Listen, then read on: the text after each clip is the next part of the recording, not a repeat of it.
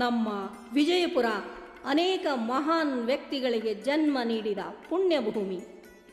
ಜೇಬಿಲ್ಲದ ಸಂತ, ನಡೆದಾಡುವ ದೇವರು ಎಂದು ಖ್ಯಾತರಾದ ಪರಮಪೂಜ್ಯ ಶ್ರೀ ಸಿದ್ದೇಶ್ವರ ಸ್ವಾಮಿಗಳನ್ನು ಜಗತ್ತಿಗೆ ಕೊಟ್ಟ ಹೆಮ್ಮೆಯ ಜಿಲ್ಲೆ ನಮ್ಮದು. ಆಹಾ, ನಾವೆಂಥ ಭಾಗ್ಯಶಾಲಿಗಳು!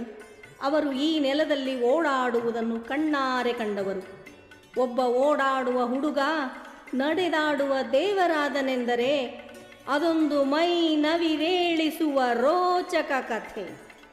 ಒಬ್ಬ ತಾಯಿ ಈ ನಾಡಿಗಾಗಿ ತನ್ನ ಮಗನನ್ನು ತ್ಯಾಗ ಮಾಡಿದ ಕರುಳು ಮಿಡಿಯುವ ಕಥೆ. ಬಿಚ್ಚರಗಿ ಗ್ರಾಮದ ಓಗೆಪ್ಪ ಮತ್ತು ಸಂಗಮ್ಮನೆಂಬ ದಂಪತಿಗಳಿಗೆ ಹಿರಿಯ ಮಗನಾಗಿ ಜನಿಸಿದ ಸಿದಗೊಂಡ ಸಿದ್ದೇಶ್ವರನಾದ ಕಥೆಯನ್ನು 6 ಮತ್ತು 9ನೇ ತರಗತಿಯ ವಿದ್ಯಾರ್ಥಿಗಳು ನಿಮ್ಮ ಮುಂದೆ ಬಿಚ್ಚಿಡುತ್ತಿದ್ದಾರೆ. ಬನ್ನಿ ನೋಡೋಣ, ಆನಂದಿಸೋಣ. ಹಾಂ, ಇದೊಂದು ಕಾಲ್ಪನಿಕ ಕಥೆಯಲ್ಲ, ಅವರ ಜೀವನವನ್ನು ಆಧರಿಸಿದ ಸತ್ಯ ಕಥೆ ಪ್ರಥಮ ಬಾರಿಗೆ ನಿಮ್ಮ ಮುಂದೆ. ಬರ್ರು ಕಬಡ್ಡಿ ಆಡಕ್ಕೆ ಹೋಗುಣು. ನಾ ಬರೋದಿಲ್ಲಪ್ಪ, ನೀವು ಹೋಗ್ರಿ, ನಾ ಸನ್ಯಾಸಿ ಮಠಕ್ಕೆ ಹೋಗ್ಬೇಕು. ಅಲ್ಲಿ ಹೋಗಿ ಏನು ಮಾಡವ? ನೀನು ಸನ್ಯಾಸಿ ಆಗಮತಿ ಏನು? ನಮ್ಮ ಅಣ್ಣನ ಟೊಪ್ಪಿಗೆ ಕೊಡ್ತೀಯೋ ಇಲ್ಲೋ?